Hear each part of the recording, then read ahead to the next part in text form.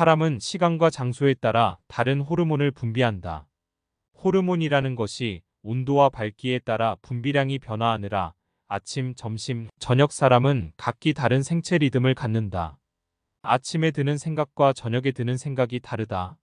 아침이면 사람의 이성은 차가워졌다가 밤이 되면 뜨거워지는 탓에 저녁의 행동을 아침에 후회하는 일이 적잖다. 사람의 생체 리듬이 이처럼 워낙 변화무쌍한 탓에 같은 영화를 보더라도 아침에 볼 때와 저녁에 볼 때는 완전히 다르다. 아침에 공포 영화를 보면 차갑게 식은 이성은 그것에 몰입하지 못한다. 저녁에 계발서를 읽으면 뜨거워진 감성은 그것에 몰입하지 못한다. 고로 아침에 읽던 책을 저녁까지 같은 감정으로 읽는다는 것은 어렵다. 하물며 그저 시각 정보를 직관적으로 전달해주는 영상 매체도 이럴지인데 능동적인 해석이 필요한 활자 매체는 오죽할까. 진득하니 한 책을 완독하고 다른 책으로 넘어가는 것은 고로 적당한 때가 아니면 반드시 정답은 아니다. 사람의 흡수력은 스펀지와 같다. 가장 메마른 상태일 때 가장 빠르고 많은 것을 흡수할 수 있다. 메마르다는 것은 아무것도 없다는 것을 의미하는 것이 아니다. 가장 갈구하는 상태일 때를 말한다. 고로 적정한 시기, 적정한 장소에 적정한 책을 읽는다면 그 흡수력은 같은 책을 읽어도 남다르다 할 수 있다. 아침에는 자기계발서를 읽는다. 하루의 열정을 지펴줄 장작을 몇 단어 장착하고 시작한다. 인간의 호르몬 분비는 유통기한을 갖고 있다. 도파민이건 세르토닌이건 한번 분출하고 나면 서서히 그 농도가 줄어든다. 고로 작심 하루짜리 땔감 한 단어를 매일 아침마다 집어넣고 시작한다.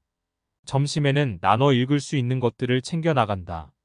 시집이나 단원별로 짧게 쪼개진 계발서, 가벼운 입문서적을 가지고 다니며 읽는다. 반드시 필요한 청소, 운전, 걷기 등의 시간에는 오디오북을 활용한다. 오디오북을 선정할 때는 최대한 가벼운 것을 선정한다. 오디오북을 듣다가 놓치면 안 되는 부분을 만나게 되면 잠시 멈춰서 그것을 노트해야 하는데 될 수 있으면 메모도 필요 없을 정도의 가벼운 것들을 선택한다. 시기성을 갖고 있고 유행 혹은 베스트셀러 등을 선택하는데 이유는 소장하기에는 아쉽고 읽지 않기에는 더 아쉽기 때문이다. 오디오북을 듣다가 괜찮다 싶으면 냉큼 서점으로 가서 종이책으로 구매한다. 혹은 종이책으로 있는 책 중 가독성이 떨어지는 책들은 오디오북의 도움을 받기도 한다. 혼자 읽어서 절대로 이해도 안 되고 어렵다고 느껴지면 일단 오디오북으로 진도를 나가서 흥미를 유발한 뒤에 종이책으로 넘어간다. 책을 읽을 때는 날개 부분에 있는 작가 소개를 가장 먼저 본다. 어떤 누가 썼는지를 알고 읽는 것은 아주 중요하다. 작가의 성향을 미리 알고 읽으면 책을 읽는 내내 단순히 정보만 습득하는 것이 아니라 작가와 대화하는 느낌을 가질 수 있다. 어떤 작가가 썼는지에 따라 책의 맛은 달라진다. 슬픈 조선이라는 근대 역사를 다룬 소설은 아주 상세하고 객관적인 기술이 되어 있다. 그저 읽어도 놀라울 그 책의 작가는 놀랍게도 가타오 스기오라는 일본 작가의 글이다.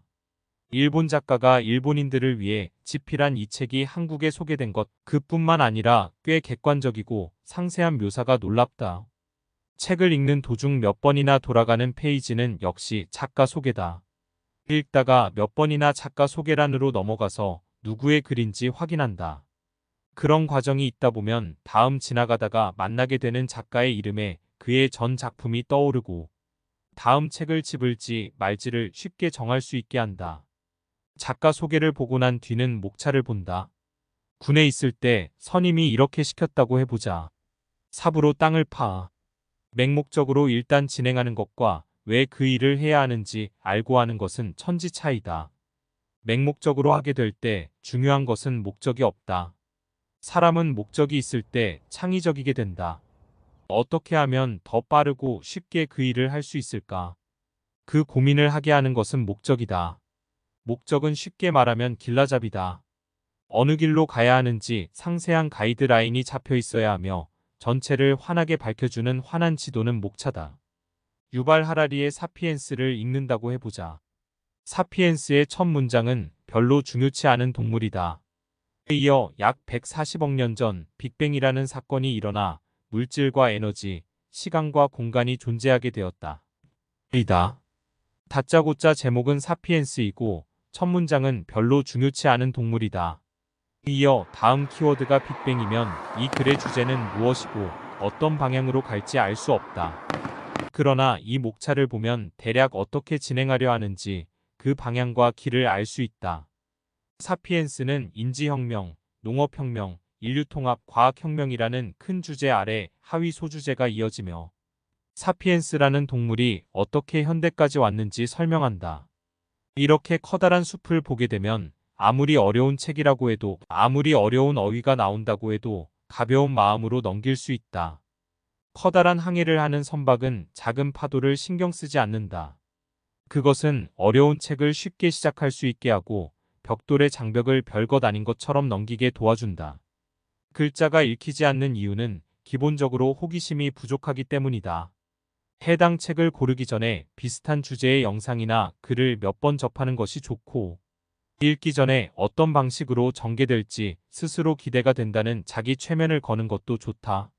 나의 경우 가장 오랫동안 책이 기억나게 하는 이유는 기억하지 말아야지 하는 가벼운 마음으로 시작하는 것과 이 책을 소재로 글을 쓸 때 어떤 식으로 쓰면 좋을까라는 두 가지를 고민한다.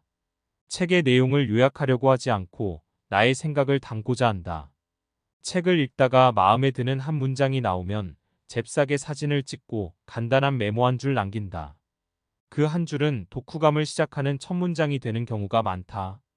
첫 문장을 시작하면 두 번째 문장부터는 매우 쉽다. 고로 책은 소재가 되어 완전히 다른 생각을 이끌어 나오게 한다. 현재 읽고 있는 책을 소재로 글을 써야겠다는 마음을 갖고 읽는 것은 집중력을 높이고 사색의 시간을 깊게 하며 읽는 속도를 빠르게 한다. 고로 그저 읽기 위해 읽는 것이 아니라 쓰기 위해 읽고 읽기 위해 쓰는 것이 좋다. 요즘 유튜브가 대세가 된 시대다.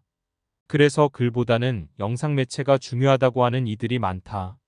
그러나 가만히 보면 영상 매체를 보는 사람이 많아지는 것은 영상 매체를 보는 사람에게 유리한 것이 아니라 그 매체를 만드는 사람에게 유리하다. 뭐든 공급자가 되려면 글을 읽어야 한다.